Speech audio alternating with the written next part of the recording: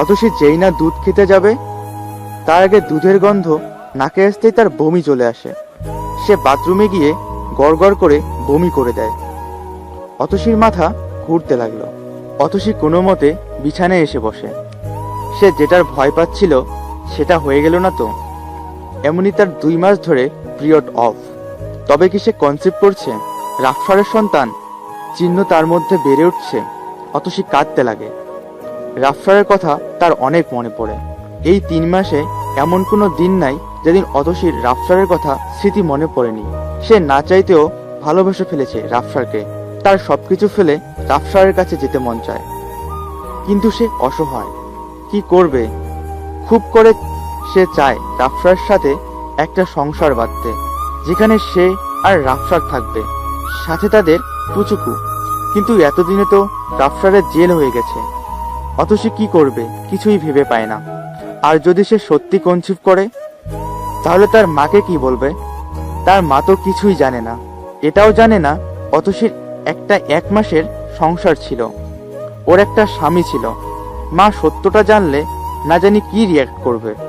অতসী এখন ক্লিনিকে বসে আছে। তার সামনে গাইনোলজিস্ট বসে বসে তার রিপোর্ট দেখছেন। কনগ্রাচুলেশন মিসেস, আপনি মা হতে চলেছেন।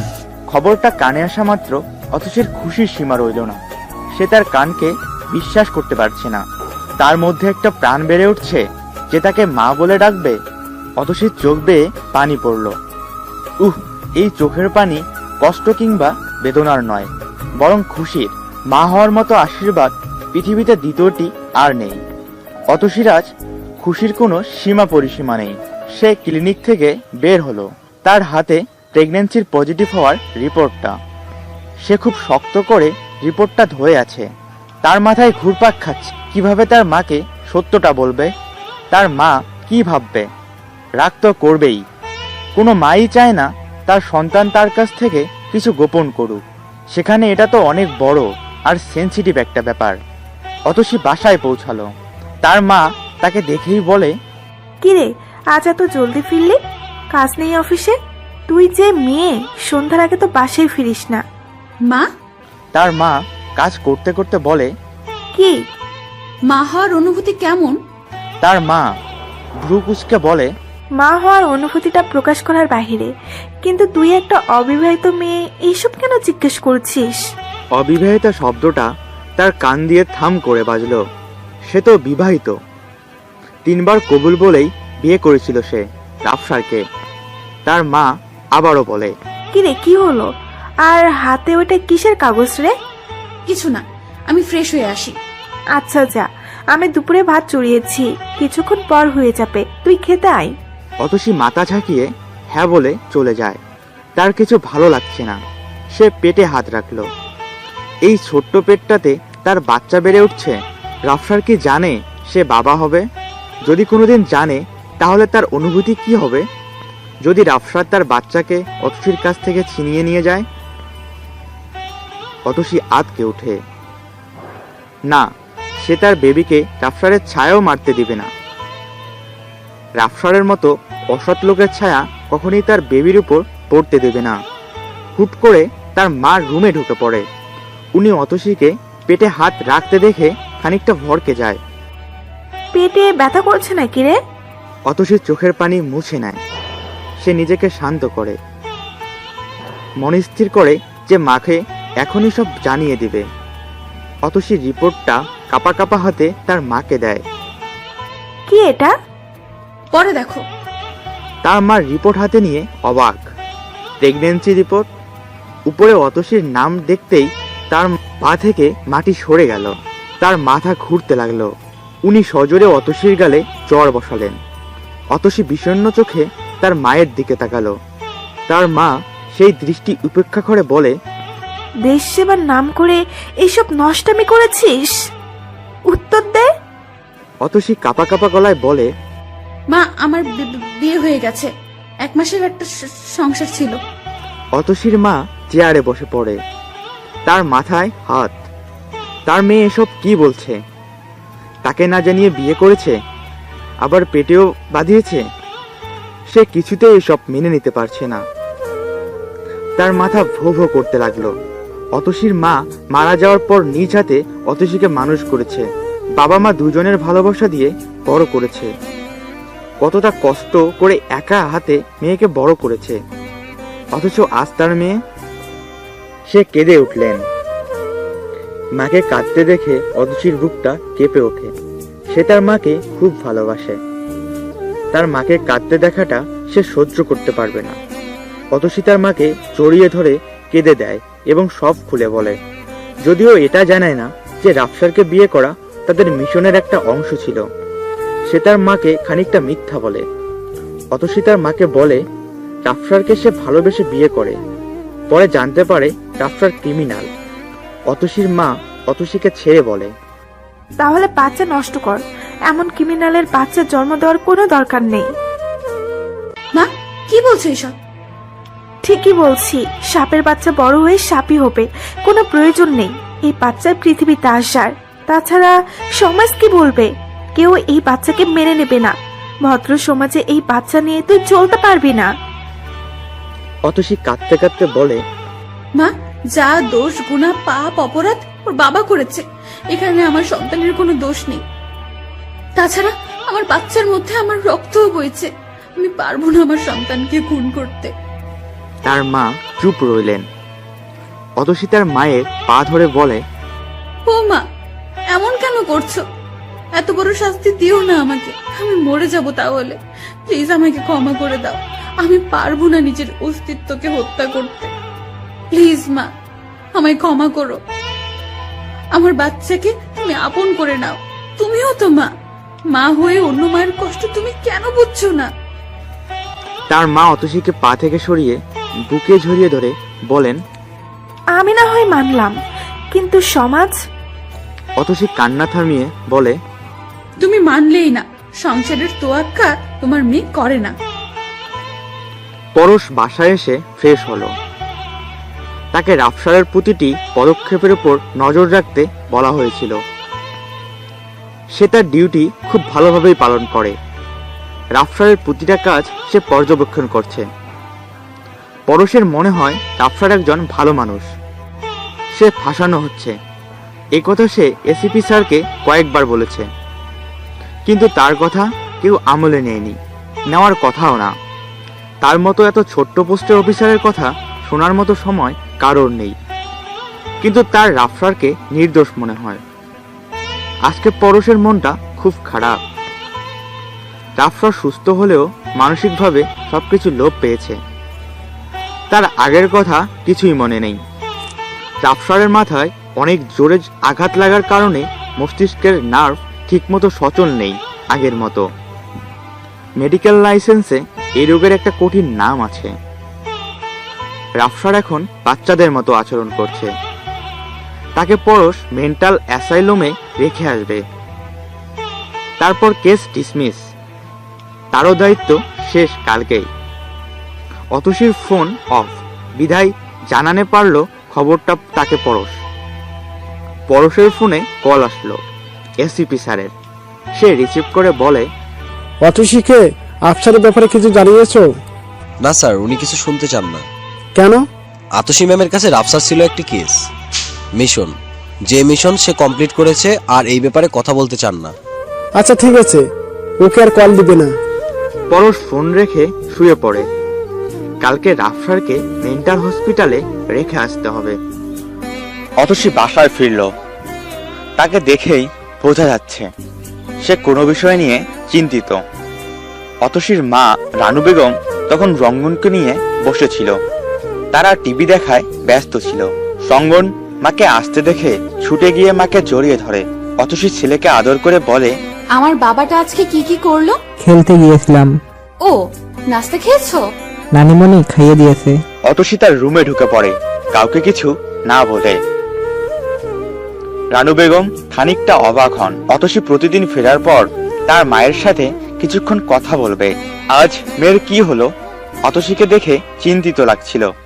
নিশ্চয়ই অফিসের কোনো ব্যাপার নিয়ে টেনশন। অতসী গোসল সেরে তার রুমে এসে চুল মুছতে লাগে।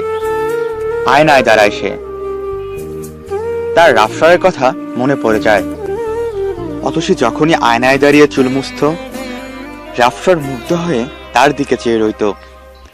একটা নারীর সবচেয়ে বেশি খুশি তখন হয় যখন তার স্বামী তার দিকে মুগ্ধ হয়ে চেয়ে থাকে। অতসী একটা দম ফেলে মাকে জানাতে হবে যে সে ঢাকায় যাবে। রঙ্গন জানলে তো লাফালাফি শুরু করবে যাওয়ার জন্য। রঙ্গন কখনো ঢাকায় যায়নি। সে আনমনে এসব ভাবতেই রঙ্গন এসে তার ওড়না টানতে লাগে। অতসীর ধ্যান ভেঙে যায়। সে রঙ্গনের দিকে তাকিয়ে বলে, কি হয়েছে বাবা? কালকে মিস তোমাকে স্কুলে তার সাথে দেখা করতে বলেছে। কেন? জানি না, মিস বলেছে আম্মুকে কালকে সঙ্গে করে নিয়ে আসবে। রঙ্গন কিউট ফেস বানিয়ে বলে, নো, আমি স্কুলে কোনোদিন দুষ্টামো করি না। রঙ্গন তার মায়ের দিকে তাকিয়ে বলে, সত্যি বলছি আম্মু। নিশ্চয়ই দুষ্টুমি করেছো। আচ্ছা ঠিক আছে, কালকে আমরা স্কুলে যাব। তুমি এখন টিভি দেখা বন্ধ করো। ওকে। রাতের বেলা খাবার খাওয়ার পর অতসী রঙ্গনকে ঘুম পাড়িয়ে তার মায়ের কাছে যায়। রানু বেগম তাকে দেখে বলে, আর কতদিন এভাবে চলবি? তোর কি কোনো জীবন নাই? মা, বলি আরেকটা বিয়ে কর, দেখবি সব ঠিক হয়ে যাবে। অতসীর বুকটা কেঁপে ওঠে আরেক বিয়ের কথা শুনে। সে তার মাকে সোজা সাপটা বলে দেয়। মা, আমি কোনো বিয়ে করব না। উনি খানিকটা রেগে গিয়ে বলে, আর ভালো লাগে না রে, তোর সংসারকে দেখে যেতে পারবো না আমি। তুমিও তো বাবা মারা যাওয়ার পর বিয়ে করনি, তাহলে আমাকে কেন জোর করছো? আমি স্বামীর ভালোবাসা পাইনি বলেই তো চাই তুই যেন স্বামীর সাথে সুখে থাকিস। উনি কিছু বলতে গিয়েও থেমে যান। তার চোখ ভিজে উঠতে লাগে। অতসী আবেগী গলায় বলে, বাদ দাও, আমাকে আগামী সপ্তাহে ঢাকা যেতে হবে। তো যাবি? তা তো যাবই, কিন্তু এক সপ্তাহের জন্য। আর শোনো, কালকে রঙ্গনের স্কুল থেকে আমাকে ডেকেছে। নিশ্চয়ই রঙ্গন ঠিকভাবে পড়াশোনা করে না। রানু বেগম হো হো করে হেসে বলে, নার্সারিতে আবার কিসের পড়া রে? অতসী উঠে বসে বলে, মা, তোমার আশকারা পেয়ে পেয়ে ও পড়াচোর হয়েছে। একটুখানিও পড়তে চায় না, পড়াতে বসলেই যত বাহানা। বাচ্চা মানুষ এমন করবেই। তুমি ওষুধ খেয়ে নাও, আমি যাই। কালকে রঙ্গনকে নিয়ে ওর স্কুলে যাব। আচ্ছা যা। পরের দিন অতসী রঙ্গনকে রেডি করিয়ে তাকে নিয়ে স্কুলে যায়। রঙ্গনকে ক্লাসে বসিয়ে সে রঙ্গনের ক্লাস টিচারের কাছে যায়। অতসী গিয়ে বলে, আসসালামু আলাইকুম ম্যাডাম, আমি আপনাদের নার্সারির ছাত্র রঙ্গনের মা। আবার বসুন, ভালো আছেন? হ্যাঁ, আপনার ছাত্র কি করেছে? দুষ্টুমি করেছে কোনো? আরে না আপা, আমরা বাচ্চাদের দুষ্টুমি করার জন্য গার্ডিয়ান ডাকি না। বাচ্চারা তো খেলবে, দুষ্টুমি করবে। জি ম্যাডাম, যে জন্য আপনাকে ডেকেছি সেটা আলাদা একটা ইস্যু। কি? রঙ্গন এবার ফার্স্ট হয়েছে। ওর রেজাল্ট অনেক ভালো। সেকেন্ড বয়ের সাথে ওর রেজাল্টের ডিফারেন্স 50 থেকে 60 মার্কস। আমি সত্যি গর্বিত। নিশ্চয়ই রঙ্গন বুদ্ধিমান বাবা মার সন্তান। অতসী খুব খুশি হলো। তার কষ্ট সার্থক হলো। সে খুশি মনে স্কুল হতে অফিস গেল।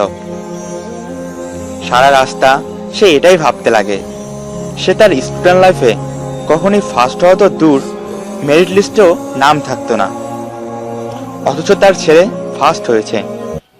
সে তো রঙ্গনকে খুব বেশি পড়াতো না, অফিস থেকে এসে 1-2 ঘন্টা পড়াতো।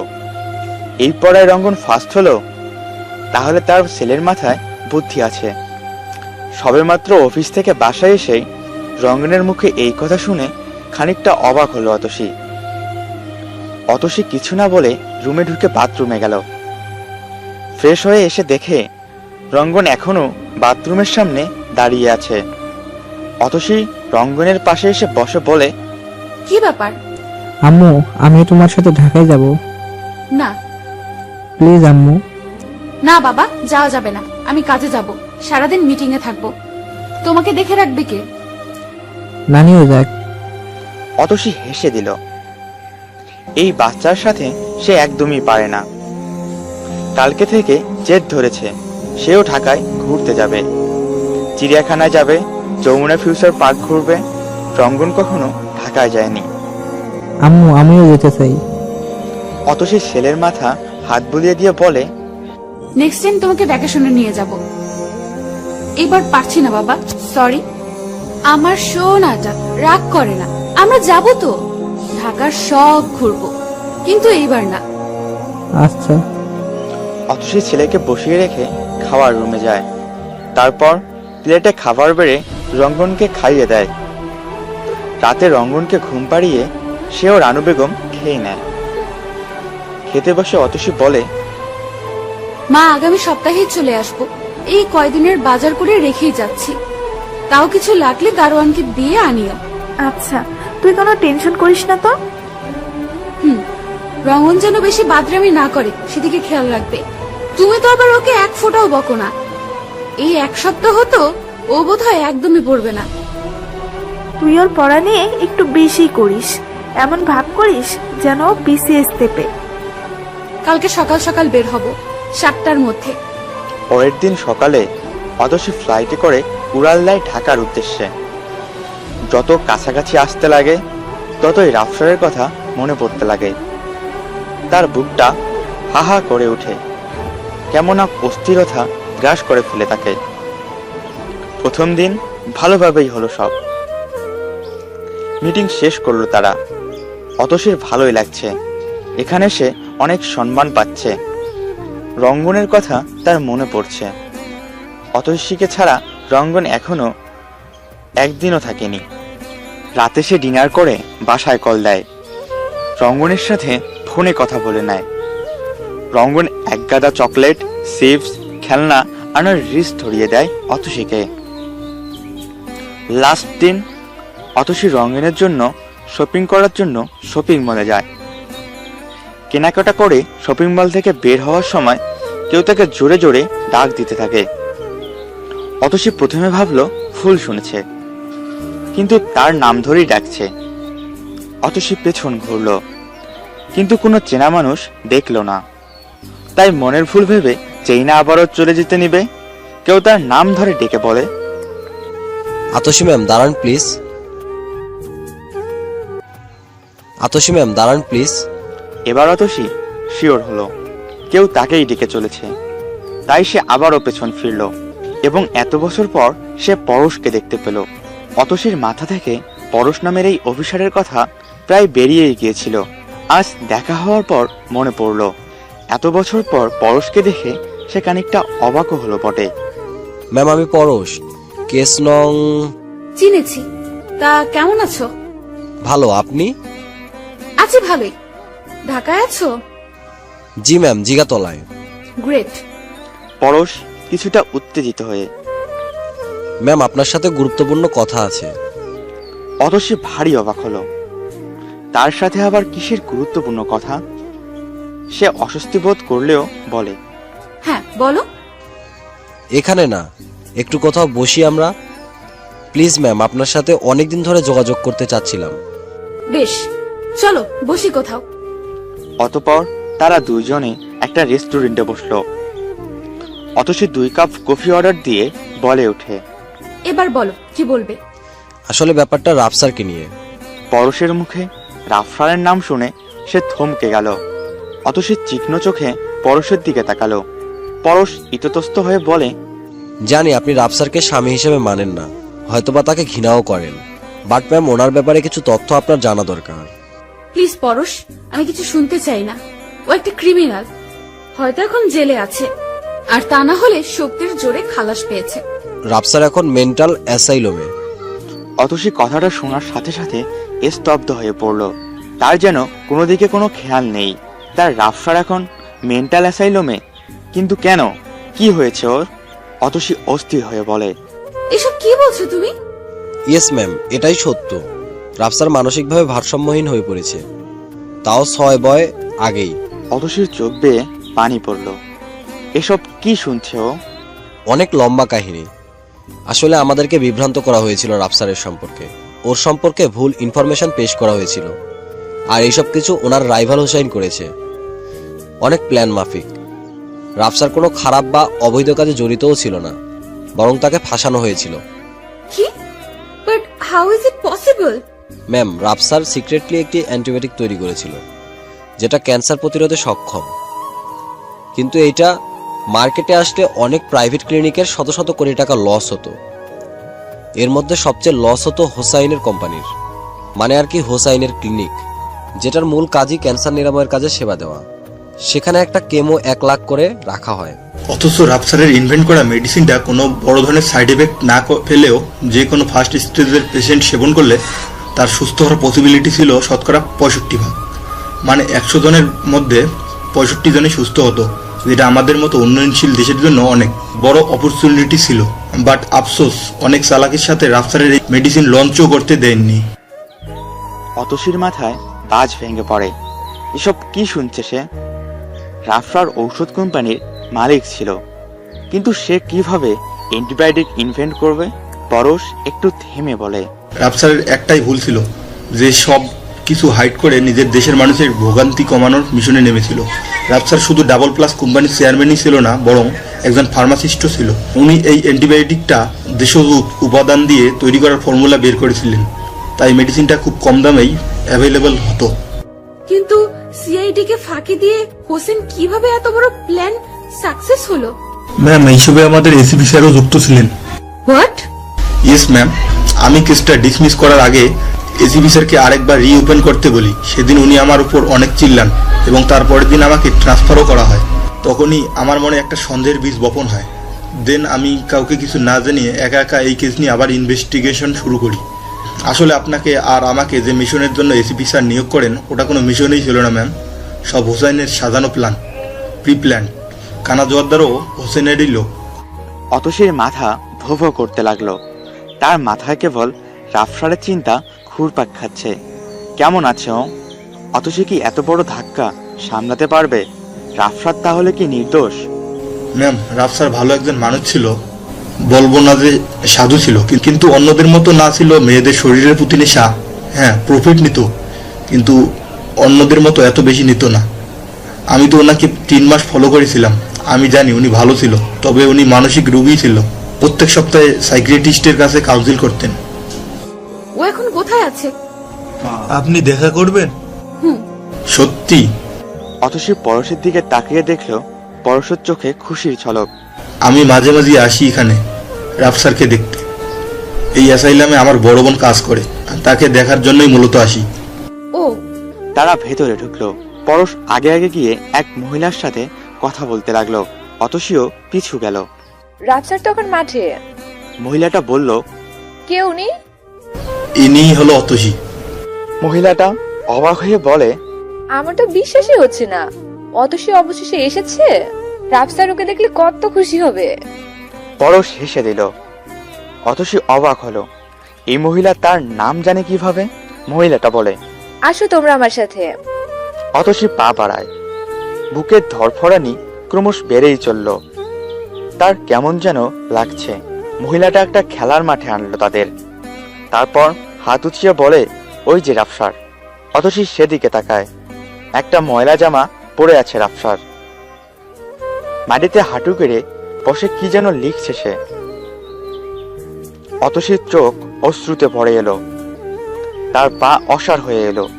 তবুও সে এক প্রকার মনের সাথে জোর করে সামনে এগুলো। রাফসারের কাছে যেতেই সে শুনতে পেল রাফসার বলছে, Twinkle, twinkle, little star, how I wonder what you were, if above in the sky, like a diamond. রাফসারের এহেন দশা দেখে অতসীর বুকে জ্বালা হতে লাগলো।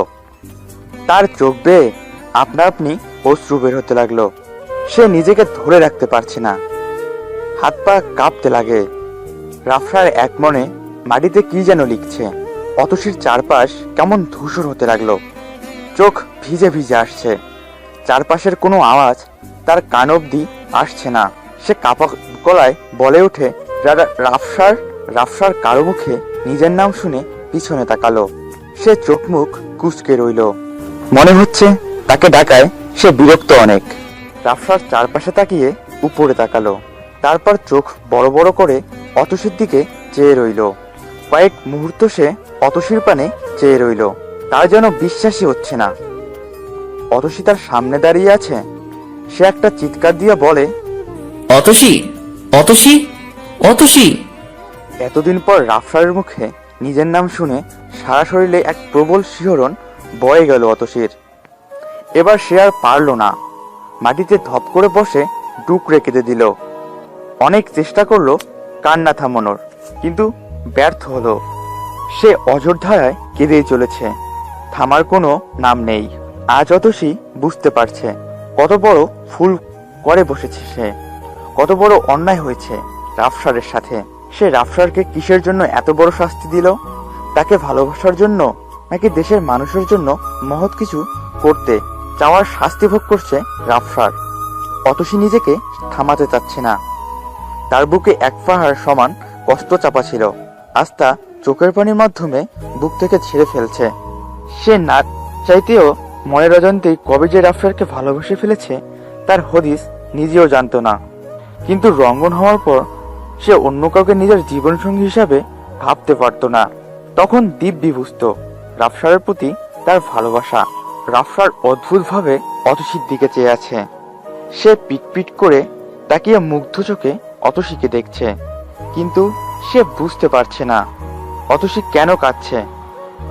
রাফসার অপলক নয়নে কিছুক্ষণ তাকিয়ে থেকে মাথা চুলকিয়ে বলে, Twinkle, twinkle, little star, how I wonder what you are. Like a diamond. সে চুপ হয়ে গিয়ে বলে, আর মনে আসছে না। অতসী কান্না থামালো। সে রাফসারকে পরখ করে দেখে যাচ্ছে। তার বুক ধুক করে উঠল। কি আশ্চর্য, এই রাফসারকে চেনাই যাচ্ছে না। আগের সেই বিজনেসম্যান রাফসারের সাথে যেন কিঞ্চিতও মিল নেই। চেহারাটা মলিন হয়ে গেছে, হাত পা এমনকি মুখের মাটি ধুলো লাগা। শার্টটা বেশ ময়লা ও পুরাতন, মনে হয় অনেকদিন না ধোয়া। শার্টেও ধুলো লেগে আছে, চুলগুলো উস্কো খুস্কো। চেহারার সৌন্দর্য, চাকচিক্যতা কোথাও নেই। হাতের নখগুলো বড় হয়ে গেছে, নখের ভেতর ময়লা জমে আছে। রাফসার আবার মাথা চুলকিয়ে বলে, আমার আর মনে নেই। তারপর যেন কি? Twinkle, twinkle, little star, how I wonder what you are. সে নিজেকে থেমে থেমে গিয়ে মাটিতে নখ খুঁটিয়ে কি যেন লিখল। অতসী উঠে দাঁড়ালো। সে কি করবে কিছুই বুঝতে পারছে না। তার মাথা হ্যাং হয়ে গেছে, কিছুই ভেবে উঠতে পারছে না। বারবার তার আগের সেই পরিপাটি গোছালো হ্যান্ডসাম রাফসারের চেহারা ভেসে উঠছে। রাফসার ব্র্যান্ডের শার্ট ছাড়া কোনো শার্টই পরতো না। প্রত্যেক দিন আয়রন করা শার্ট ইন করে ম্যাচিং শুটাই পরে কি স্মার্ট ভাবে অফিস যেত। কত মেয়ে তার জন্য যে পাগল ছিল তার আয়ত্ত নেই। অথচ আজ সেই রাফসারের কি অবস্থা। অতসী রাফসারের এই অবস্থার জন্য নিজেকে দায়ী ভাবতে লাগে। সে রাফসারের কাঁধে গিয়ে হাত দিল। রাফসার অতসীর দিকে তাকায়, তারপর একটা মুচকে হাসি দিল। এই হাসি দেখে অতসীর হৃদয় যেন ক্ষত বিক্ষত হয়ে গেল। কি মলিন আর কষ্টমাখা সেই হাসি। রাফসারের হাসিটা একদম আগের মতোই আছে, অথচ মানুষটা। অতসী আর ভাবল না। সে সিদ্ধান্ত নিয়েছে, যা করার এখন তাকেই করতে হবে। বাইরে সূর্য আকাশের কোলে ডুবে পড়েছে, চারদিকে এক মিষ্টি রোদ, যা জানালা ভেদ করে অতসীর গায়ে এসে পড়ছে। অতসী পেছনে বসেছে, পরশ ড্রাইভারের সাথে বসে সামনে বসে আছে। গাড়ি দ্রুত গতিতে চলছে, সেদিক খেয়াল নেই অতসীর। তার চোখ দিয়ে পানি পড়ছে টপ টপ করে। পরশ হালকা কেসে বলে। অতসী চুপচাপ পরশের কথা শুনছিল। সে কিছু বলেনি, কিংবা বলার কিছু নেই। পরশ আবার বলে, এত ছোট্টবেলায় এত বড় একটা দুর্ঘটনা ফেস করায় রাফসার একটা ট্রমার মধ্যে চলে যায়। অতসী সবটা শুনে মাথা নিচু করে। তার কোলে কি সুন্দর নিশ্চিতে মাথা রেখে ঘুমিয়ে আছে রাফসার। অতসী পরম যত্নে তার চুল বুলিয়ে দিতে লাগলো। কি মায়া ভরা মুখ রাফসারের। অতসী সিদ্ধান্ত নিয়েছে রাফসারকে তার সাথে রংপুর নিয়ে যাবে। সেখানে সে নিজ হাতে রাফসারের সেবা যত্ন করবে। কিছুক্ষণ পর রাফসার ঘুম থেকে ওঠে। তারপর অতসীর কোল থেকে মাথা উঠিয়ে বসে এক ধ্যানে অতসীকে দেখতে লাগে। অতসী সবে তন্দ্রা ভাব এসেছে। সে দ্রুত চোখ খুলে দেখে রাফসার বসে আছে তার দিকে তাকিয়ে। অতসী হসকচিয়ে উঠে বলে, কি হয়েছে? রাফসার মাথার চুলকাতে লাগে। অতসী বলে, ঘুমাবে না? আসো ঘুমাই। এখন কেন ঘুমাবো? কারণ এখন রাত। রাত? রাত। রাতে তো আমরা ঘুমাই। এসো আমার কোলে মাথা রাখো। রাফসার অতসীর দিকে তাকিয়ে বলে, পানি খাবো। অতসী দ্রুত বোতল এনে রাফসারের হাতে দেয়। রাফসার পানি খেতে গিয়ে অনেকখানি পানি নিজের গায়ে ফেলে দেয়। অতসী বোতলটা নিয়ে সিট পকেটে রেখে রাফসারের ভেজা শার্ট খুলে একটা নতুন শার্ট পরিয়ে দেয়। অতসী রাফসারকে নিয়ে প্রাইভেট কারে করে রংপুর যাচ্ছে। সে ইচ্ছে করে পাবলিক ট্রান্সপোর্ট হাউস করছে না। যদি রাফসার কিছু করে বসে, আজ সে অনেক বড় একটা পদক্ষেপ নিতে যাচ্ছে। তার মা নিশ্চয়ই রাফসারকে মেনে নিবে না। মাকে কি সব সত্য কথা বলে দিবে? রাফসার হুট করে চেঁচিয়ে বলে, চাঁদ! অতসী সেই দিকে তাকিয়ে দেখলো সত্যি আকাশে অনেক বড় একটা চাঁদ উঠেছে। রাফসার অনেক আগ্রহ নিয়ে একদম বাচ্চাদের মতো চাঁদের দিকে তাকিয়ে আছে। অতসী একটা দীর্ঘ নিঃশ্বাস ফেলে আস্তে আস্তে চাঁদ সরে যেতে লাগলো। সূর্য জানান দিচ্ছে যে সে একটু পর চলে আসবে। চারপাশ অন্ধকার হলেও একটু একটু করে আলো ফুটতে শুরু করেছে। আজানের ধ্বনি কানে এসে লাগছে। আজ সারা রাত নির্ঘুম কাটিয়েছে অতসী। চোখে অনেক ক্লান্তি, কিন্তু ঘুম নেই। ঘুমেরা যেন কোথাও হারিয়ে গেছে। চোখ বন্ধ করতে ইচ্ছে করছে না তার। সে এক ধ্যানে আকাশের দিকে তাকিয়ে আছে। আকাশে কিছুটা লালাভ আভা দেখা যাচ্ছে। অতসী চোখ বুঝল। তার কোলে মাথা থেকে রাফসার গভীর ঘুমে আচ্ছন্ন। রাফসারের ভারী নিঃশ্বাস অতসীর পেটে এসে পড়ছে, কিন্তু এই ছোঁয়ায় অতসী কোনো উত্তেজনা অনুভব করছে না। সে চোখ খুলল। পরশ তাদের সাথে আসেনি। তারা বাসায় নেমে যায়। তারপর অতসী রাফসারকে নিয়ে রংপুর যাওয়ার যাত্রা শুরু করে। অতসীর মনে একটা ব্যাপার খসখস করছে। তা হলো, পরশ কেন রাফসারকে নিয়ে এত চিন্তিত? ও এত কনসার্ন কেন রাফসারকে নিয়ে? আর কেনই বা একটা কেসের রিওপেন করতে না পেরে নিজেই ইনভেস্টিগেশন করলো? কেন নিজের শ্রম সময় দিল?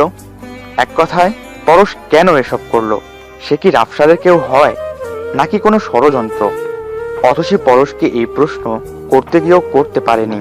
সে ভাবছে সময় করে পরশকে ফোন দিয়ে জেনে নিবে। তাকে এখন চোখ কান খোলা রাখতে হবে।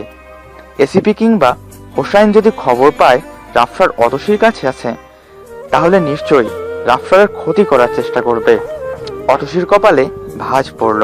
সে দ্রুত ফোন বের করে আবারও পরশের নাম্বার ডায়াল করলো। পরশ ফোন ধরে বলে, জি ম্যাম, এনি প্রবলেম? রাস্তায় কোনো ঝামেলা হয়েছে? না, এমন কিছু না। তুমি একটা হেল্প করতে পারবে? অবশ্যই পারবো। একটা ব্যাপার খেয়াল রাখবে, যেন কোনোভাবেই এসিপি বা হোসেন না জানতে পারে রাফসার হসপিটালে নেই। ম্যাম, এটা তো একটু টাফ হবে, কারণ এসিপি স্যার চাইলেই হাসপাতাল থেকে ডিটেলস নিতে পারবে। অতসী কিছু একটা ভেবে বলে, হসপিটালের লোকজনদের ঘুষ দাও, টাকার চিন্তা করতে হবে না, আমি দিয়ে দেব। আর হ্যাঁ, এসিপি বা হোসেন তো এসে রাফসারকে দেখে যাবে না, তাই তো? এসে দেখলে তো ঝামেলা, মেবি ফোন করেই বা লোক লাগিয়ে খোঁজ নেয়। এই বিষয়টা নিয়ে আমি তেমন কিছু জানি না, খোঁজ খবর নিয়ে আপনাকে জানাবো।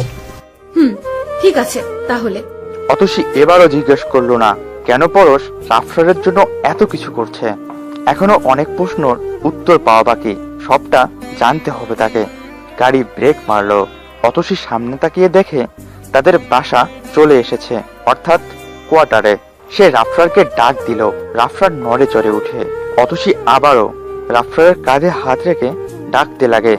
রাফসার চোখ কুঁচকে তারপর চোখ খুলে বলে, কি? ওঠো। কেন? আমরা চলে এসেছি, বাসায় যাবে না? রাফসার কিছু একটা ভেবে অনেক উত্তেজিত হয়ে বলে, হ্যাঁ হ্যাঁ, আমি বাসায় যাব। তাহলে গাড়ি থেকে বের হও। রাফসার দ্রুত গাড়ি থেকে বের হতে গিয়ে গাড়িতে মাথা লেগে ব্যথা পায়। অমনি রাফসার কান্না জুড়ে দেয়, একদম ছোট বাচ্চাদের মতো। প্রথমে অতসী হতভম্ব হলেও পর মুহূর্তে ডাক্তার আকবরের কথা মনে পড়ে যায়। কালকে যখন সে রাফসারকে রিলিজ করে বাসায় আনতে চাইল, তখন ডাক্তার আকবর বলেছিল, ভাববেন না যে আপনি আপনার স্বামীকে নিয়ে যাচ্ছেন। অতসী ভ্রু কুঁচকে বলে। সরি। উনি খানিকক্ষণ চুপ থেকে বলে, মনে হলো রাফসারের ব্রেন এখন একটা 5-6 বছরের বাচ্চাদের মতো কাজ করে। এখন ওকে একটা বাচ্চাই বলা যায়, শুধু হাতে পায়ে বড়। শিশুদের মতো ওর আচরণ, ও শিশুদের মতোই অবুঝ। রাফসারের জন্য একটা সুন্দর পরিবেশ দরকার, সুন্দর একটা ফ্যামিলি। ওর প্রপার ট্রিটমেন্ট করলে ইনশাল্লাহ সুস্থ হবে। অতসী এই ভরসায় রাফসারকে তার সাথে নিয়ে আসে। রাফসার মাথায় হাত দিয়ে কেঁদেই যাচ্ছে, যেমনটা একটা বাচ্চা ব্যথা পেলে কাঁদে। অতসীর বুকটা দুমড়ে মুচড়ে যেতে লাগে। তবুও নিজেকে সান্ত্বনা দিয়ে নিজেকে সামলিয়ে বলে, কিচ্ছু হয়নি, লাগেনি তো বেশি। দেখি, আসো, বাসায় গেলে ব্যথা চলে যাবে। রাফসার অবাক হয়ে গেল আর বলে, বাসায় গেলে ব্যথা চলে যাবে? চলো ভেতরে যাব। রাফসারকে নিয়ে অতসী বাসার ভেতরে ঢুকে। 4 তলায় বাসা। সিঁড়ি বেয়ে উঠতে লাগে। রাফসারও তাকে অনুসরণ করে যেতে থাকে, কিন্তু তার দৃষ্টি আশেপাশের দিকে। সে বড় অদ্ভুতভাবেই চারপাশটা দেখছে, আর এদিকে অতসী টেনশনে মরে যাচ্ছে। না জানি কি হতে চলেছে সামনে, মাকে কিভাবে ম্যানেজ করবে, আল্লাহ মালুম। সে বাসার সামনে এসে একটা দম নিল, মনে মনে সকল কিছুর জন্য প্রস্তুত করলো নিজেকে। যা হবে দেখা যাবে। মা বড় জোর রাগেই করবে, মাকে সবকিছু বুঝিয়ে বলতে হবে। অতসী তবুও সংকোচ, ভয়, অস্বস্তি নিয়ে বেল বাজালো। মাত্র সকাল 7টা বাজে। আজকে শুক্রবার, রঙ্গনের স্কুল নেই, তাই নিশ্চিত ঘুমাচ্ছে মা। বেল বাজার আওয়াজে রানু বেগমের ঘুম ভাঙল। সে তড়িঘড়ি করে উঠে সময় দেখে নিলেন। এখন কে এলো? অতসী না তো। উনি বিছানা ছেড়ে গেট খুলতে গেলেন। গেট খুলতেই উনি অতসীকে দেখতে পেলেন, কিন্তু অতসীর পাশে একটা পুরুষকে দেখে উনি ভ্রু কুঁচকে অতসীর দিকে তাকালো। এত সকালে এলি যে? আর তোর সাথে এই লোকটা কে রে? মা, আবার কি কাণ্ড ঘটালি? অতসী অবাক হয়ে বলে, কাণ্ড কেন ঘটাবো? ও রাফসার, আমার হাজবেন্ড। অতসীর কথা শুনে রানু বেগম একটা বড়সড় ধাক্কা খেলেন। তার মেয়ে ওসব কি বলছে? এই লোক নাকি তার স্বামী, কিন্তু ওর হাজবেন্ড তো জেলে। তাহলে কি হচ্ছে? অতসী রাফসারকে নিয়ে এসে ভেতরে রাফসারকে সোফায় বসায়। তার মা এখনো গেটের সামনে দাঁড়ানো। অতসী তার মায়ের কাছে গিয়ে গেট লাগিয়ে তার মায়ের হাত ধরে রুমে নিয়ে যায়। তারপর বলে, মা, আমি অনেক বড় ভুল করে ফেলেছি। রানু বেগম কঠিন চোখে তাকিয়ে আছে, কিন্তু কিছু বলছে না। অতসী তার মাকে একে একে সব বলতে লাগে। এমনি কি রাফসারের সাথে যে তার বিয়ে কেবল একটা মিশন কমপ্লিট করার জন্য হয়েছিল সেটাও বলে ফেলে। তারপর রাফসারের সাথে হওয়া অন্যায় থেকে কালকে পরশের সাথে দেখা হওয়া, এসিপির কথা কিছুই বাদ রাখল না। সব শুনে তার মা মুগ্ধ হয়ে গেল। অতসী মাকে চুপ থাকতে দেখে সিটিয়ে যায়। অতসী নরম গলায় বলে, মা কিছু বলো। তার মা রাগী গলায় বলে, আমি কি বলবো? আর তোর জীবন তুই ভালো বুঝবি। শুধু একটা কথাই বলে রাখি, এই বাসাটা তো সিআইডি অফিসার না যে এখানে কেস সলভ করবি। ওই ছেলেকে তুই কেস সলভ করার জন্য বিয়ে করেছিস, এখন ওকে নিয়ে তো ভাবতে হবে না। মা, বিয়েটা যেই কারণেই বিয়ে করি না কেন, আমি এখন ওর স্ত্রী। এই বিয়ে কিন্তু আমি মানি না। শুধু তোর ছেলেকে মেনে নিছি এর মানে এই না তোর সব কুকীর্তি মেনে নেব। মা, কি বলছো এসব? কুকীর্তি কেন হতে যাবে? মা, আমি আর রাফসার সবচেয়ে পবিত্র বন্ধনে আবদ্ধ আছি। ওকে ফেলে আসা আমার পক্ষে সম্ভব না। ওকে এই বাসায় রাখাও আমার পক্ষে সম্ভব না। মা প্লিজ, বোঝার চেষ্টা করো। তুই বোঝ, তাহলেই হবে। অতসী আর কিছু বলবে তার আগেই বাহির থেকে কিছু ভাঙচুর হওয়ার শব্দ কানে ভেসে উঠল। অতসী দৌড়ে বাইরের রুমে গেল। সে গিয়ে দেখে রাফসার একটা ফুলদানি ভেঙে ফেলেছে, তার হাত দিয়ে রক্ত ঝরছে। রাফসারের হাতে কাজ ঢুকে গেছে। রাফসারের হাত থেকে রক্ত পড়তে দেখে অতসী ঘাবড়ে যায়। সে দ্রুত তার কাছে গিয়ে রাফসারকে সরায়। রাফসার আবার কাঁদতে লাগে। অতসী বলে, না না, কিছু হয়নি, দেখি হাত দাও তোমার। রাফসার হাত বাড়িয়ে দিল। অতসী তাকে নিজের রুমে নিয়ে গেল এবং ফার্স্ট এড বক্স বের করে রক্ত পরিষ্কার করে দিয়ে ব্যান্ডেজ করে দিল। রাফসার ব্যথায় কান্না করছে। অতসী ওকে আদর করে দিয়ে বলে, কিছু হয়নি তো, দেখি, আসো আমরা ফ্রেশ হই। অতসী রাফসারকে বাথরুমে নিয়ে গিয়ে গোসল করায়, মাথায় শ্যাম্পু দিয়ে পরিষ্কার করে দেয়। অতসী নিজে গিয়ে শাওয়ার নেয়। বাথরুম থেকে এসে দেখে রাফসার মেঝেতে বসে রঙ্গনের একটা খেলনা গাড়ি নিয়ে খেলছে। অতসী তা দেখল। সত্যি বলতে, সে যখনই রাফসারকে অস্বাভাবিক আচার আচরণ করতে দেখেছে, ঠিক তখনই তার বুকটা কষ্টে ফেটে যাচ্ছে। কিন্তু কিছু করার নেই, কোনো উপায় নেই। সে বলে, রাফসার, তুমি কিছু খাবে না? অতসী জানে কালকে রাত থেকে রাফসার কিছু খায়নি। এখন ওকে খাইয়ে মেডিসিন দিতে হবে। সে রান্নাঘরে গিয়ে রান্না করতে লাগলো। তার মনে হচ্ছে সে যুদ্ধ করতে নেমেছে। অনেক কিছু তাকে আগামীতে সম্মুখীন হতে হবে। সে কি পারবে রাফসারের আদালতে নির্দোষ প্রমাণ করতে? আপাতত এটাই তার প্রথম লক্ষ্য, রাফসারকে ইনোসেন্ট প্রুফ করা আর এসিপিকে শাস্তি দেওয়া। তাকে যা করার খুব সাবধানে করতে হবে, কারণ শত্রুপক্ষ খুব ক্ষমতাশীল। অতসী পরোটা আর সবজি বানিয়ে নিয়ে গেল। যাওয়ার আগে দেখে নিল মা কি করছে। তার মায়ের রুমে উকি দিয়ে দেখল তার মা রুমে নেই। অতসী বুঝে গেল তার মা বারান্দায় আছে। রানু বেগম কোনো বিষয় নিয়ে চিন্তিত থাকলে ঘন্টার পর ঘন্টা বারান্দায় বসে কাটান। এটা অতসী ছোটকাল থেকে দেখে আসছে। অতসী অনেক বেশি বিচলিত হচ্ছে, না জানি সামনে কি হয়। সে রাফসারের কাছে গেল। রাফসার এখন খেলনা গাড়িটা নিয়ে খেলায় মগ্ন। সে গাড়িটা নিয়ে এতটাই মগ্ন যে চারপাশে কোনো হদিসই নেই। রাফসার, রাফসার নিজের নাম শুনে অতসীর দিকে তাকিয়ে বলে, দেখছো না আমি খেলছি, কেন ডিস্টার্ব করছো? ও সরি সরি। রাফসার আবার খেলতে ধরলে অতসী বলে, আগে খেয়ে নেই আমরা, তারপর। না, খাবো না, আমি খেলবো। অতসী কিছু একটা ভেবে বলে, যদি রাফসার এখন নাস্তা খায় তাহলে আমিও একটা বড় গাড়ি দিব। রাফসার উৎসাহ নিয়ে বলে, সত্যি? 3 সত্যি। গাড়িটা কেমন? বড়। এই গাড়ির চেয়েও? হ্যাঁ। আমি এখন বড় গাড়ি দিয়ে খেলবো। অতসী হালকা হেসে বলে, আগে নাস্তা খাও। গাড়িটা দাও। দিব তো। কি রঙের? সেটা পরে দেখবে, আগে খেয়ে নাও, না হলে কিন্তু গাড়ি পাবে না। না না, খাবো তো। আমাকে গাড়ি কখন দিবে? অতসী হতাশ হয়ে বলে, দিব তো, আগে খেতে হবে। রাফসার প্লেট থেকে খাবার খেতে লাগলো। সে অনেক জোরে জোরে খাচ্ছে আর চারপাশে ছড়িয়ে ছিটিয়ে ফেলছে। অতসী গিয়ে রাফসারের মুখ পরিষ্কার করে দিল আর বলে, আস্তে খাও। রাফসার খেতে খেতে বলে, আস্তে খেলে গাড়ি যদি না দাও? দিব, তুমি ধীরে ধীরে খাও। রাফসার খাওয়ার গতি আরো বাড়িয়ে দিয়ে খাওয়া শেষ করলো। অতসী তাকে ঔষধ খাইয়ে দিল। তারপর বিছানায় শুইয়ে দিয়ে বলে, তুমি শুয়ে থাকো, আমি গাড়ি আনছি। ওকে, তাড়াতাড়ি আনো।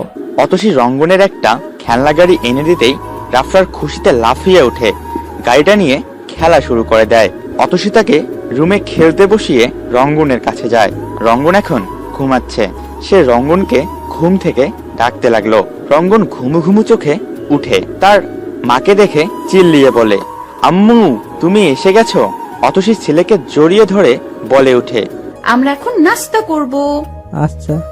রঙ্গন ফ্রেশ হয়ে এসে বলে, আম্মু আমার জন্য কি কি এনেছো? অনেক কিছু এনেছি, আর তোমার জন্য একটা সারপ্রাইজও আছে। কি আম্মু?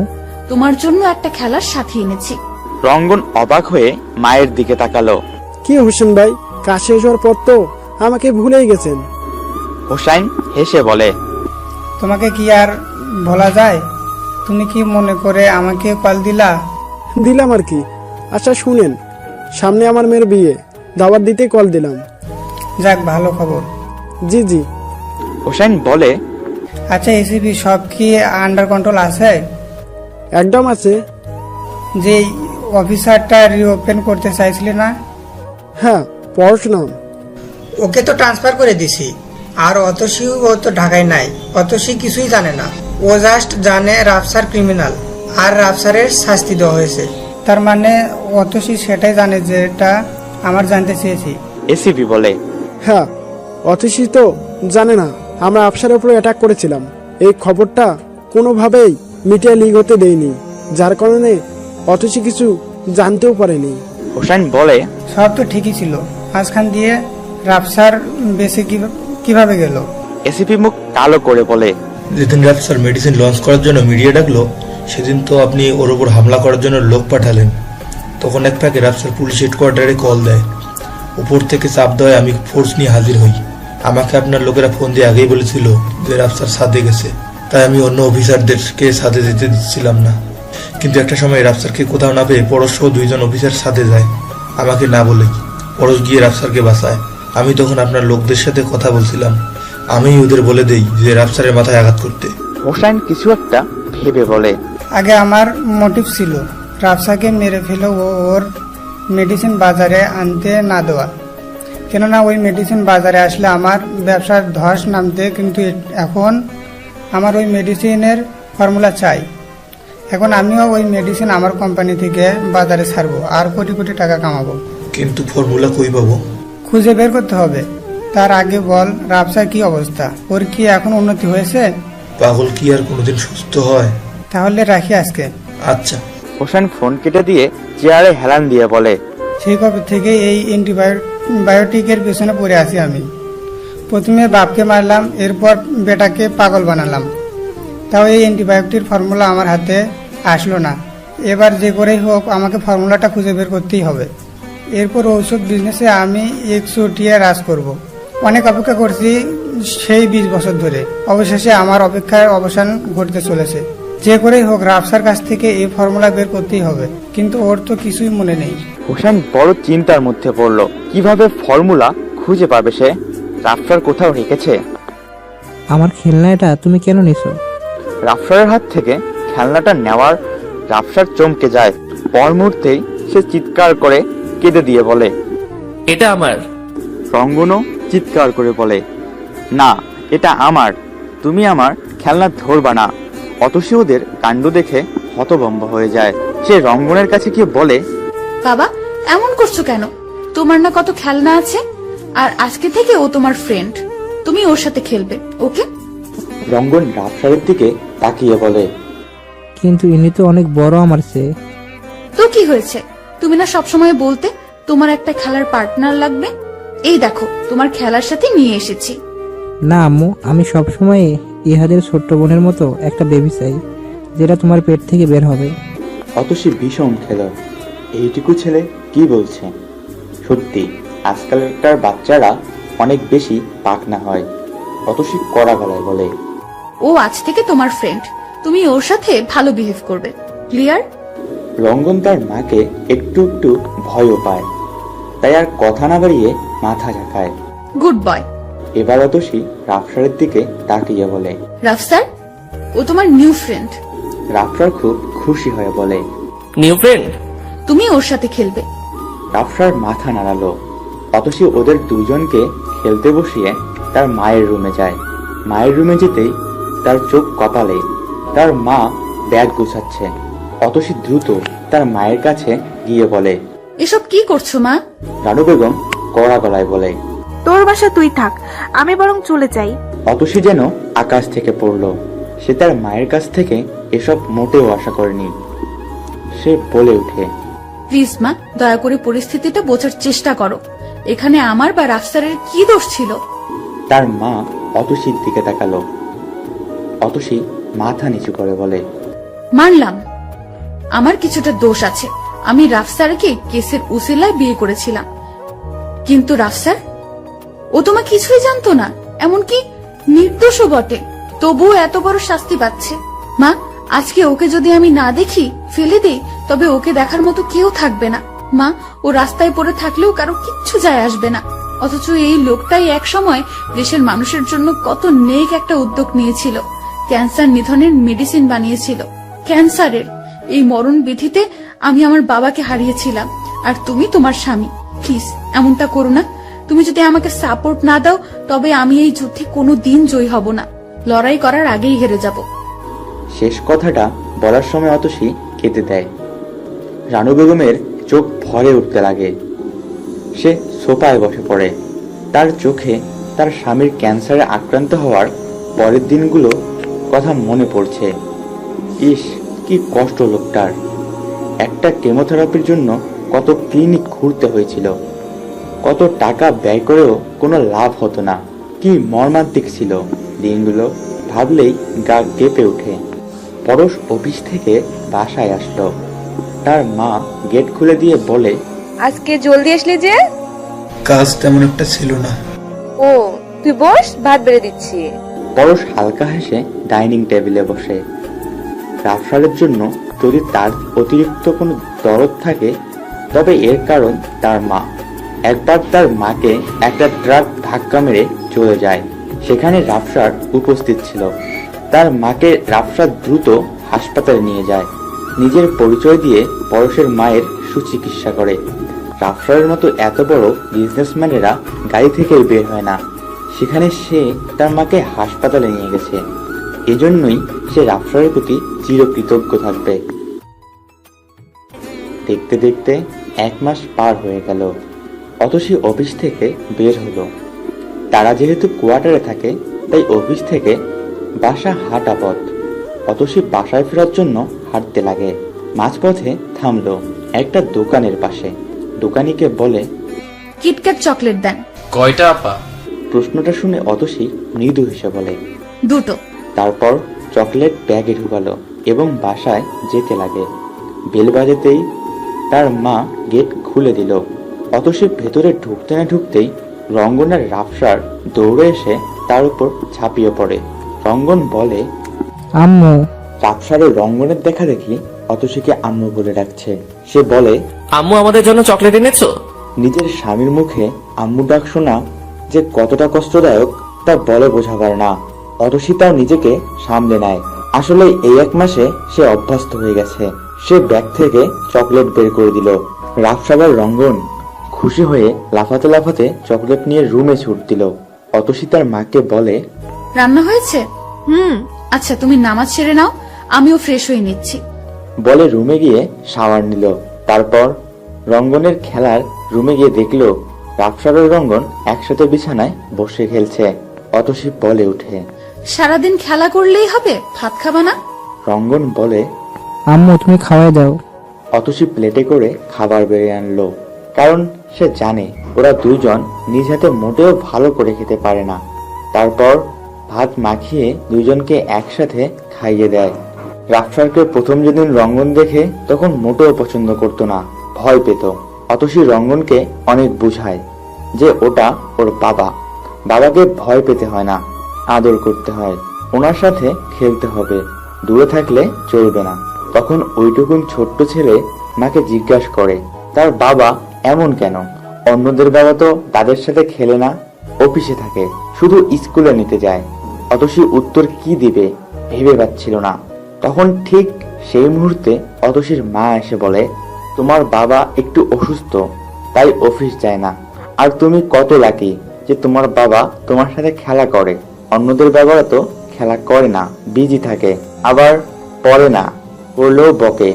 এভাবে অনেক বুঝিয়ে রঙ্গনের ভয় দূর করে অতসী। আর রঙ্গনও ছোট মানুষ, যা বুঝায় তাই বুঝে। রাফসার আবার অনেক শান্ত, নিরীহ, অনেক মানসিক রোগীর মতো চিল্লাপাল্লা জিনিস ভাঙে না, চুপচাপ থাকে, যা বলা হয় সবই শুনে। অতসী তাদের দুজনকে খাইয়ে নিজে খেয়ে নিল। তার মা আর কোনো ঝামেলা করেনি, তবে সে যে খুব একটা সায় দেয় তাও না। মানে তার মা না পারছে রাফসারকে বের করে দিতে, তাই বাধ্য হয়ে রাফসারকে বাসায় রাখতে দিচ্ছি। তারও বা কি করার আছে? তার মেয়ে নিজের স্বামীকে নিজের কাছে রাখবে, এখানে কারো কিছুই বলার অধিকার নেই, তাই সে রাফসারকে না চাইতেও মানিয়ে নিয়েছে। মজার বিষয় হলো রাফসার তাকেও মা বলে ডাকে, কারণ অতসী রানু বেগমকে মা বলে। রাফসার যখন তাকে মা বলে মনের কোনো এক কোণায় একটা প্রশান্তি পায়, কিন্তু তা বাইরে প্রকাশ করে না। কলোনির সবাই জেনে গেছে ইতিমধ্যে অতসীর স্বামী মেন্টালি ডিসঅর্ডার। রানু বেগম ব্যাপারটা ধামাচাপা দিতে চাইলেও অতসী সবাইকে বলে দিয়েছে যে রাফসার তার হাজবেন্ড। আগে মেন্টাল হসপিটালে ট্রিটমেন্ট ছিল, এখন থেকে তার সাথেই থাকবে। তাই প্রতিবেশীরা কেউ আর তেমন কিছু জিজ্ঞেস করেনি। আসলে কোয়ার্টারে সবাই অনেক উঁচু শিক্ষিত মানুষজন থাকে। এখানে যারা আছে সবাই ডিফেন্স অফিসার ও তাদের ফ্যামিলি। এছাড়া উত্তরবঙ্গের মানুষজন অনেক সহজ সরল হয়। সবাই ভেবে নিয়েছে স্বামী অসুস্থ, তাই এখানে থাকতো না। কাউকে আগে কখনো রাফসারের ব্যাপারে কিছু জানায়নি, হয়তো এই কারণেই সবাই ধরেই নেয় হাজবেন্ড পাগল বলে অতসী তার থেকে ছেড়ে দিতে চেয়েছিল। জীবন তো বয়েই যাচ্ছে, কারো কিছু বলা বা বলা দিয়ে তো আর জীবন থেমে থাকে না, সে তো আপন গতিতে চলতে থাকে। অতসী লাঞ্চ ব্রেকে এসেছিল, এখন আবার যাবে। যাওয়ার আগে রাফসারের মেডিসিনগুলো হাতে নিয়ে রাফসারের কাছে যেতেই রাফসার মুস্কি হেসে বলে, আম্মু আর চকলেট আছে? অতসী একটা ভারী দম ফেলে বলে, হুম, এত চকলেট খাওয়া যাবে না, তুমি মেডিসিন খাও। রাফসার ছো মেরে মেডিসিনের প্যাকেটটা নিল। কিছুক্ষণ চেয়ে থেকে অস্ফুট স্বরে বলে, ডাবল প্লাস। কি বললে? কিছু না। ডাক্তার বারণ করেছে ওকে কোনো কিছুতে না প্রেসার দিতে। তাই অতসী আর না ঘাটিয়ে ঔষধ খাইয়ে রাফসারকে শুইয়ে দিল। এমন সময় রঙ্গন তার মায়ের কাছে এসে শুয়ে পড়ে। অতসী দুইজনকে ঘুম পাড়িয়ে আবার অফিস যায়। আজকে কাজের তেমন প্রেসার নেই। অতসী অনেক বেশি অস্থিরতার মাঝে আছে। কালকে রাফসারের কেসটা আবার আদালতে উঠবে। এই এক মাসে অতসী আন্ডার কভারেজের রাফসারের কেসটা রিওপেন করেছে। ভাগ্যিস হেড অফিসারের এক বড় অফিসারের সাথে তার পরিচয় ছিল, তার মাধ্যমেই কেসটার উপর আবার তদন্ত শুরু হয়। এসিপির অগ্রচরে রাফসারের ম্যানেজারকে খুঁজে বের করা হয়। সে স্টেটমেন্ট দিয়েছে তারা আসলেই ক্যান্সারের অ্যান্টিবায়োটিক লঞ্চ করতে চেয়েছিল, সেই সাথে চর্মরোগের আরো একটা অ্যান্টিসেপটিক। আর কানা জোয়ারদেরকেও ধরা হয়েছে, সেই স্টেটমেন্ট দিয়েছে। এর আগে সে পুলিশকে মিথ্যা তথ্য দিয়ে বিভ্রান্ত করার চেষ্টা করেছে। ব্যাস এইটুকু যথেষ্ট রাফসারকে ইনোসেন্ট প্রুভ করার জন্য।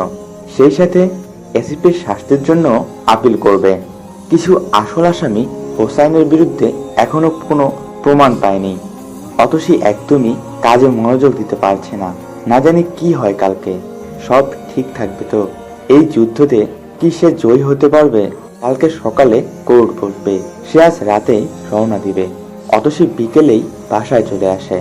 বাসায় এসে সে রঙ্গনকে পড়ানো শুরু করে আর রাফসারকে তার পাশে বসিয়ে রাখে। অতসী রঙ্গনকে গুণ শেখাচ্ছে। এই গুণগুলো নামতা দিয়েই পারা যায়, কিন্তু রঙ্গন 2 থেকে 5 ঘরের নামতা আয়ত্তে নিতে পারলেও 6, 7, 8 নামতা কিছুতেই পারে না। অতসীও কম না, তাকে শিখিয়েই ছাড়বে। এদিকে রাফসার খুব মনোযোগ দিয়ে অতসীর কথা শুনতে শুনতে হুট করে একটা সাদা কাগজ আর কলম নিয়ে খুব গভীর মনোযোগ দিয়ে কি যে লিখতে লাগে। অতসী দেখেও এ নিয়ে মাথা না ঘামিয়ে রঙ্গনকে পড়াতে লাগে, কারণ রাফসার প্রায়শই কাগজ নিয়ে কিসব আঁকাআঁকি করে। রঙ্গন অনেকক্ষণ পরে বলে, আর না আম্মু, আর একটু পড়লেই আমার মাথা ব্লাস্ট হয়ে যাবে। অতসী বলে, আচ্ছা ঠিক আছে, আজকে ছুটি। রঙ্গন খুশি হয়ে যায়। রাফসার তখনও লিখেই যাচ্ছে। রঙ্গন বলে উঠে, বাবা চল টিভি দেখি। রাফসার কাগজ থেকে কলম সরিয়ে রঙ্গনের সাথে চলে যায়। অতসী বই খাতা ঠিক করে রাখতে গিয়ে দেখে রাফসার যেই কাগজটাতে লিখছিল সেটা সম্পূর্ণ ভরে গেছে। অতসী কিছুটা কৌতূহলবশত কাগজ উঠিয়ে দেখে গোটা গোটা অক্ষরে লেখা। মানতে হবে রাফসারের হাতের লেখা অনেক সুন্দর, কিন্তু কি লিখেছে বোঝা যাচ্ছে না। মনে হচ্ছে বিক্রিয়া লিখেছে। 2 পাশে কিছু লেখা, মাঝে সমান চিহ্ন। অতসী কাগজটা রেখে দেয়। সে ড্রয়িং রুমে গিয়ে দেখে মা সহ তারা 3 জন সিআইডি দেখছে। গভীর মনোযোগ দিয়ে। অতসী যে এসে দাঁড়িয়েছে। আরে না, তুমি। তুই কি ঘুমাইছিলি? মা ঘুমালে কি আর কথা বলতে পারতাম নাকি? তার মা কিছু না বলে বিছানায় বসে বলে। আর কয়দিন এইভাবে চলবে রে অতসী? অতসী ভ্রুকুচকে বলে, কি কয়দিন চলবে? এই যে এইসব। কোন সব মা? ক্লিয়ার করে বলো। রাফসান আর কয়দিন এখানে থাকবে? এই প্রশ্ন শুনে অতসী শোয়া থেকে উঠে বলে, আজীবন। এটা আবার কেমন প্রশ্ন হলো মা? তার মা মুখ গোমড়া করে বলে, ও যদি সুস্থ না হয়? না হলে নেই। দেখে তো কোনো ইমপ্রুভ হয়েছে বলে মনে হচ্ছে না। অতসী মৃদু হেসে বলে, ডাক্তার বলেছে এই অসুখের চিকিৎসা দীর্ঘমেয়াদী। জ্বর না, যেন অ্যান্টিবায়োটিক সেফ 3 লিখে দিল। 24 ঘন্টায় একবার খেলো, 3 দিন পর জ্বর ভ্যানিশ। এমন না মা, অনেক দিন সময় লাগবে। যদি আর জীবনেও ঠিক না হয় ও? এটা আল্লাহর ইচ্ছা। তাহলে সারা জীবন বাচ্চাদের মতো পালবি? হ্যাঁ, রঙনকে দেখাশোনা করছি না, ওকেও করব। রঙ্গন বড় হয়ে যাবে, কিন্তু রাফসান তো সুস্থ না হওয়া অব্দি এমনই থাকবে। থাকলে থাকবে। আমি একটা বাচ্চা তো মানুষ করছি, আরো একটা করব, হয়তোবা সারা জীবনই করব। তোর ধৈর্যও নেই। অতসী শব্দ করে হেসে বলে, ওরা কি করছে? এখন রাত 12টার বেশি। জানালা খোলা রাখায় মৃদু হাওয়া রুমে প্রবেশ করে। অতসীর বেনি করা চুল হালকা দুলে ওঠে। অতসী এক দৃষ্টিতে রাফসার আর রঙ্গনকে দেখেই চলছে। রাফসার আর রঙ্গন দুজনেই ঘুমে মগ্ন। রাফসারকে জড়িয়ে ধরে ঘুমাচ্ছে রঙ্গন। প্রতিদিন মাঝখানে অতসী ঘুমায়, কিন্তু আজকে এই জায়গায় রঙ্গন শুয়ে আছে। অতসীর চোখে ঘুম নেই বললেই চলে। তার মন বেশ অস্থির হয়ে উঠেছে। কালকে কি হবে সেই চিন্তায় অতসীর ঘুম আসছে না। সেই সাথে রাতও ঠিকভাবে খেতে পারেনি। অতসী কিছুক্ষণ শুয়ে ঘুমানোর বৃথা চেষ্টা করছে, কিন্তু লাভ হয়নি। তাই এখন সে উঠে বসে এবং রাফসারকে দেখতে লাগে। ঘুমালে ঠিক আগের মতোই লাগে রাফসারকে। অতসী কি ভেবে মোবাইল বের করে ফেসবুক অন করলো এবং রাফসারের আইডি দিয়ে সার্চ দিল। তাতেই রাফসার আহমেদ আইডি চলে এলো। তার লাস্ট পোস্ট 6 বছর 7 মাস আগে রাফসারের একটা শুট করা পিকচার। কি সুন্দর লাগছে তাকে দেখতে। চেক ইন দেওয়া 4 সিজন সেরাটন। অতসী একটা দীর্ঘ নিঃশ্বাস ফেলল। ফেসবুক স্ক্রল করে নিচে গেল, আরো সুন্দর সুন্দর ছবি দেখল। কোনোটা বিদেশে তো নামি নামি রেস্টুরেন্টে। কত লাইক, কমেন্টগুলো দেখে মনে হচ্ছে এরা রাফসারের কত আপনজন। একদিন রাফসারকে না দেখলে মরে যাবে, অথচ আজ রাফসারের এই অবস্থা। এদের কোনো খোঁজ নেই। আচ্ছা, এই ভার্চুয়াল লাইফের ফ্রেন্ডগুলো কি একবারও রাফসারের খোঁজ নেয়নি? কি জানি। অতসী এইসব চিন্তা বাদ দিয়ে আবার শুয়ে পড়ল। কালকে 7টায় ফ্লাইট, সকাল 6টায় বের হতে হবে। দুপুর 12টা থেকে আদালত বসবে। সকাল সকাল অতসী বেরিয়ে যায়। যাওয়ার আগে ফজরের নামাজ পড়ে সে বেশ কিছুক্ষণ ধরে দোয়া করে। মায়ের কাছে দোয়া নিয়ে একবার রাফসারের ঘুমন্ত চোখের দিকে তাকিয়ে রওনা হয়। ঘুম থেকে উঠে রঙ্গন স্কুলে যাওয়ার জন্য রেডি হতে থাকলো। ওই সময় রাফসারের ঘুম ভেঙে যায়। রঙ্গনকে স্কুলে যেতে দেখে রাফসারও জেদ লাগায়, সেও স্কুলে যাবে। রানু বেগম পড়ে গেল ঝামেলায়। কি করবে বুঝে উঠতে পারছে না। আমিও স্কুলে যাব? না না, যাওয়া যাবে না। কেন? তুমি তো বড় বেবি, আর বেবিরা স্কুলে যায় না। রঙ্গন সায় দিয়ে বলে, হ্যাঁ বাবা, তুমি স্কুলে যেও না, স্কুল পচা। আমরা আজকে ঘুরতে যাব নানিকে নিয়ে, ওকে? রাফসার ঘুরতে যাওয়ার কথা শুনে খুশি হয়ে যায় আর স্কুলে যাওয়ার বায়না করে না। রানু বেগম চিন্তামুক্ত হন। রঙ্গন স্কুলে যাওয়ার পর থেকেই রাফসার বাইরে ঘুরতে যাওয়ার জন্য অস্থির করতে লাগে। কত আবল তাবল বুঝাতে লাগলো রানু বেগম, কিন্তু রঙ্গন স্কুল থেকে ফেরার পর আর কিছুতেই রাফসারকে সামলানো যাচ্ছিল না। আবার রঙ্গনও ঘুরতে যাওয়ার জন্য রাফসারের সাথে সাথে তাল মিলাতে লাগে। রানু বেগম দুইজনের অত্যাচারে অতিষ্ঠ হয়ে ওঠে, রাজি হয়ে গেলেন। আসলে বাচ্চারা তো ঘুরতে খুব পছন্দ করে, তাই ওরা দুজন অস্থির করছিল। পার্ক ঘোরা শেষ হতে হতে বিকাল হলো। পার্ক থেকে বের হয়ে রানু বেগম রঙ্গনকে গাড়ি বসিয়ে পানি কিনতে নামলেন। এমন সময় তার ফোনে তার অনেক দিনের পরিচিত বান্ধবীর কল আসায় সে ফোনে ব্যস্ত হয়ে পড়ে। পার্কটার বের হওয়ার গেট মেইন রোডের সাথে লাগানো। উনি পানি কিনতে অপোজিটে যেতে লাগে। ফোনে কথা বলতে বলতে হুট করে একটা বাস অনেক জোরে আসতে লাগে। উনি খেয়াল করছিলেন না, ছোট শহরগুলোতে রাস্তা অনেক ফাঁকা থাকে, তাই গাড়িও অনেক জোরে চলে জ্যাম না থাকার কারণে। রানু বেগমের তো বয়স হয়েছে, তাই চোখেও কম দেখেন। উনি খেয়াল করেননি গাড়ি অনেক জোরে ধেয়ে আসছে। আশেপাশের মানুষের চিৎকারে সামনে তাকাতেই ওনার মাথা ঘুরতে লাগে। উনি দাঁড়িয়েই থাকেন। আসলে বিপদে বা দুর্ঘটনার কবলে পড়লে মাথা কাজ করে না। রানু বেগমও কি করবে বুঝে পাচ্ছিল না। হুট করে কেউ সজোরে তাকে সারিয়ে দেয়। উনি ভয়ে কাঁপতে থাকে, নিজের চোখ বন্ধ করে ফেলল।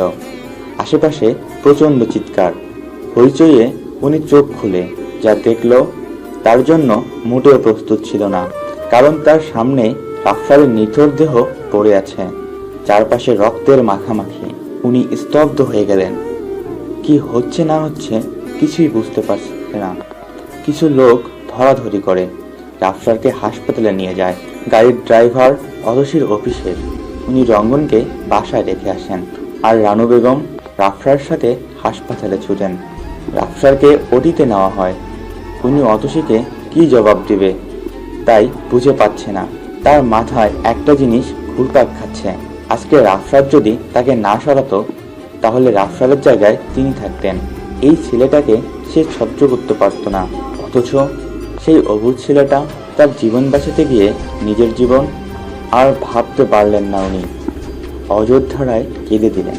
অতসী সবে কোর্ট থেকে বের হলো।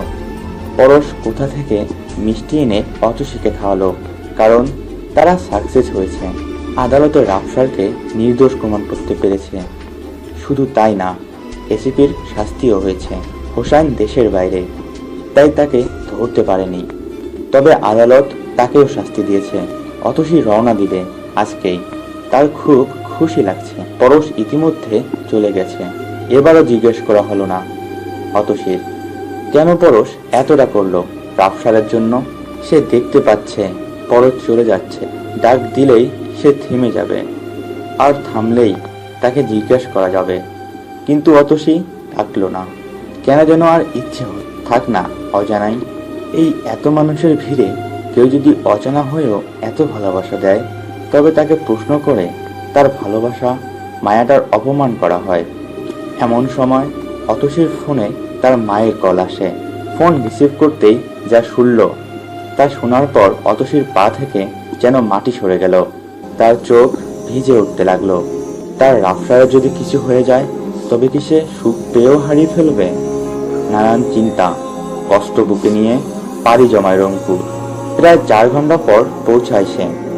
এই কয়েক ঘন্টা যেন তার কাছে কয়েক যুগ মনে হয়েছে। কিভাবে সে পার করছে সেই ভালো করে জানে। হাসপাতালে যেতেই অতসীর মা তাকে দেখে হু হু করে কেঁদে দিলেন। অতসীর মনে হয় এসে হানা দিল। খারাপ কিছু হয়নি তো? তবে কি রাফসার আর methane, ethane, propane, butane, pentane, hexane, octane, এই কয়েকটি জানলেই চলবে। তবে প্রথম 5টা বেশি দরকার। এগুলো হলো অ্যালকেন। এদের সাথে নল অর্থাৎ ও এই যুক্ত করলে হবে অ্যালকোহল। এই জন্য বলা হয় অল নল ইজ কল অ্যালকোহল, যেমন মিথানল। চুপ প্লিজ, চুপ বাবা, আমার মাথা আর নিতে পারছে না। আর একটা ওয়ার্ড শুনলে আমার মাথা ব্লাস্ট হয়ে যাবে। এমনি ভেক্টর পরে আমার ব্রেইনের 12টা বেজেছে। আজকে আর করবো না। রাফসার বলে ওঠে। কিন্তু এখনো আধা ঘন্টা বাকি। তোমার আম্মু জানলে রাগ করবে। রঙ্গন ড্যাম কেয়ার ভাব নিয়ে। তুমি আম্মুকে এত ভয় কেন পাও? তুমি স্বামী, তোমাকে তোমার বউ ভয় পাবে। তা না, এখানে একেবারে উল্টো কেস। রাফসার চোখ সরু করে তাকায়, যার অর্থ তুমি বুঝি ভয় পাও না? রঙ্গন কিছু না বলে বাইরে গেল। 5 মিনিট না যেতেই রঙ্গন ফিরে এসে বলে, রাফসার হো হো করে হেসে বলে, আর নাকি পড়বা না তুমি? তোমার বউয়ের কি আর আমার উপর মায়া মমতা কিছু আছে নাকি? সময় নদীর মতো বহমান। দেখতে দেখতে 10 বছর পেরিয়ে গেছে। রঙ্গন এখন ক্লাস 10-এ পড়ে, আর রাফসারও সুস্থ হয়ে গেছে। তবে একদিনে না, ধীরে ধীরে। প্রায় 4 বছর সময় লেগেছে। সবই সম্ভব হয়েছিল অতসীর আত্মবিশ্বাস ও অক্লান্ত পরিশ্রমের ফলে। সেদিন তার মা কেঁদেছিল অনুশোচনার ফলে। রাফসারকে রানু বেগম এখন নিজের ছেলের মতোই স্নেহ করে। রাফসারও তাকে খুব সম্মান করে। রাফসারের বাবার আবিষ্কার করা সেই মেডিসিন কয়েকদিন আগেই লঞ্চ হলো।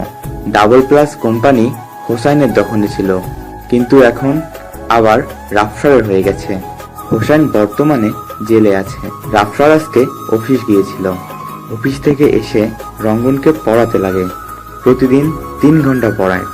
এই সময় অতসী ড্রয়িং রুমে বসে থাকে। কিছুক্ষণ পর অতসী এসে বলে, খেতে আসো। রঙ্গন যেন এই কথা শোনার অপেক্ষায় ছিল। শোনা মাত্র চলে গেল। আর রাফসার উঠে দাঁড়ালো এবং হুট করেই অতসীর গালে একটা চুমা দিল। অতসী চোখ গরম করে তাকাতেই রাফসার বলে ওঠে, ভালোবাসি। আমিও তোমাকে ভালোবাসি।